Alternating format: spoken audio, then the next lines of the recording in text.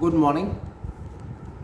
एक तो हम चाह रहे हैं कि आज के अखबार को डिस्कस कर दें, जिससे कि दिन में आपको पढ़ने में सहूलियत रहेगी।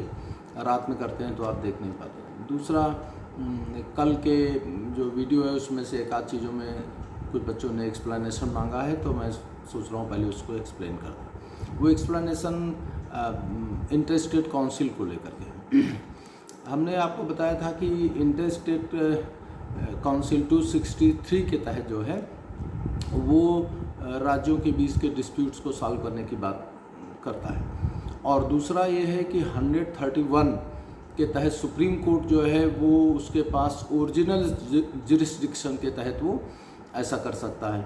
तो उसमें ये हो सकता है कि यूनियन और स्टेट्स के बीच में एक तरफ यूनियन हो और कई स्टेट्स हों, दूसरी तरफ स्टेट या कई स्टेट्स हों, या स्टेट के बीच में डिस्प्यूट हो।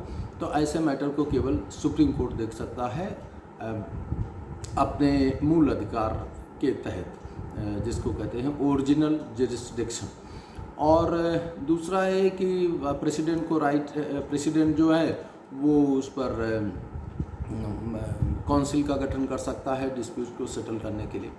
ये इससे रिलेटेड बात मैंने एक बताई थी कि आर्टिकल 32 के तहत जो है वो एग्रीड पार्टी जा सकती है और सुप्रीम कोर्ट मैंडामेस जारी कर सकता है। तो इसको लेकर के जो आप लोगों ने पूछा है कि इसका मतलब क्या है, इसका मतलब ये है कि ये सेंटर की रिस्पॉन्सिबिलिटी है कि वह ट्रिब्यूनल या को गठित करे या किसी तरीके की आर्बिट्रेरी बॉडी को गठित करे एडजुडिकेट करने के लिए, निर्णय देने के लिए।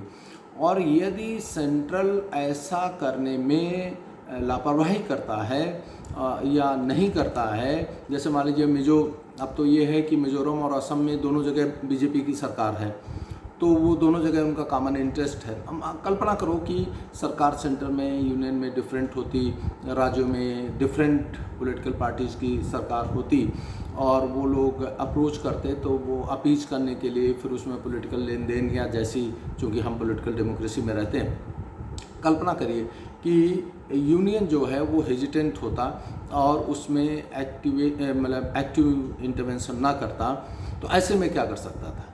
तो जो जिसको लग रहा है कि हम सफरर हैं, जैसे मान लीजिए मिजोरम को लगता या असम को लगता, जिसको लगता, तो वो इस बात के लिए सुप्रीम कोर्ट जा सकता है कि यूनियन अपनी मंडामस माने होता है जब कोई इंस्टीट्यूट जो है वो अपनी ऑप्टिमम ड्यूटी को परफॉर्म नहीं करता है, तो make the authority perform the duty to the optimum level, mandamus जारी कर दिया जा सकता है। ऑप्टिमम लेवल का मतलब है कि either in the excess of the duty और in the less of the, मतलब दोनों में, एक्सेस और लेस दोनों में। जैसे डी बसु को पढ़ोगे तो वो कहता है कि mandamus performs activity and provision performs in activity. तो इससे लगता है कि जैसे मैंडामस तब होगा जब कोई ना नहीं ओवर परफॉर्मेंस में भी, एक्सेस ऑफ द अमाउंट में भी जब कोई करता है, तो ऑप्टिमम परफॉर्मेंस के लिए मैंडामस जारी होता है। तो ऐसे में ये क्या आपसे पूछा जा सकता है, मान लीजिए प्रीलिम में पूछा जाए, तो क्या ऐसे में मैंडामस जारी यूनियन गवर्नमेंट के लिए कर सकती है, कर सकता है सुप्रीम कोर्ट? तो हाँ, कर सकता है। ये है 32 के तहत मैंडामस जारी करने के पीछे का कॉन्सेप्ट। तो ये जो मैंने कल बोला था उसके लिए। दूसरी बात ये है कि जब 1956 के तहत स्टेट रीऑर्गेनाइजेशन एक्ट बना, तो उसके तहत non constitutional but statutory body बनाई गई, जिनको जोनल काउंसिल कहा जाता है। ये जोनल काउंसिल जो है 1956 के तहत बनाई गई थी, और ये इसलिए बनाई गई थी कि स्टेट्स के बीच में या किसी तरीके की कोई डिस्प्यूट या कोई प्रॉब्लम जनरेट होती है तो उनको वो सुलझा लें। उनकी बनाने की ज़रूरत जो पड़ी थी कि 1956 में जो स्टेट्स बनाए गए थे वे लिंग्विस्टिक बेसिस पर बनाए गए थे। तो अब लिंग्विस्टिक बेसिस पर तो राज्यों का बंटवारा हो गया, लेकिन तमाम सारी कल्चरल कॉमनैलिटीज़ होती हैं जो उन रीजन्स के बीच में एग्जिस्ट कर सकती हैं।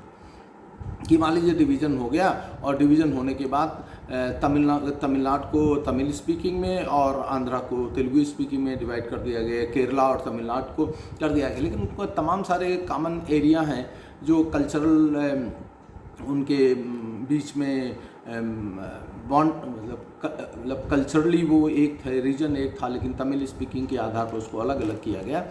तो इस बात को ध्यान में रखते हुए कि जब लिंग्विस्टिकली डिवाइडेड, लिंग्विस्टिक बेसिस पर राज्यों का, भाषिक आधार पर राज्यों का पुनर्गठन हो गया है, तो इसके आधार पर उनके कल्चरल गिव एंड टेक, उनके सांस्कृतिक आदान प्रदान और उनके सांस्कृतिक क्रियाकलापों को डिस्करेज ना किया जाए। तो इन 5 को बनाया गया, नॉर्थ, ईस्ट, वेस्ट, साउथ, ये जोनल काउंसिल बनाई गई, और सेंट्रल, तो 5 जोनल काउंसिल बनाई गई। आगे जो है वो नॉर्थ ईस्ट जोन को ध्यान में रखते हुए इन 7 राज्यों को लेकर के एक नॉर्थ ईस्ट जोनल काउंसिल बना दिया गया, तो जिनमें वो 7 सिस्टर स्टेट्स आते हैं, असम, मेघालय, मिजोरम, त्रिपुरा, अरुणाचल प्रदेश, ये जो 7 राज्य हैं उनके लिए एक अलग से काउंसिल बना दी गई। इसका जो कंपोजिशन होता है जोनल काउंसिल का, ये कॉन्स्टिट्यूशन बॉडी नहीं है, मैंने पहले बताया, एक्स्ट्रा कॉन्स्टिट्यूशनल बॉडी है। और अभी 25th जो समिट थी जोनल काउंसिल की, ये जनवरी 20 में जो हुई है, इसके बाद से तो अभी नहीं हो पा रहा है उसका।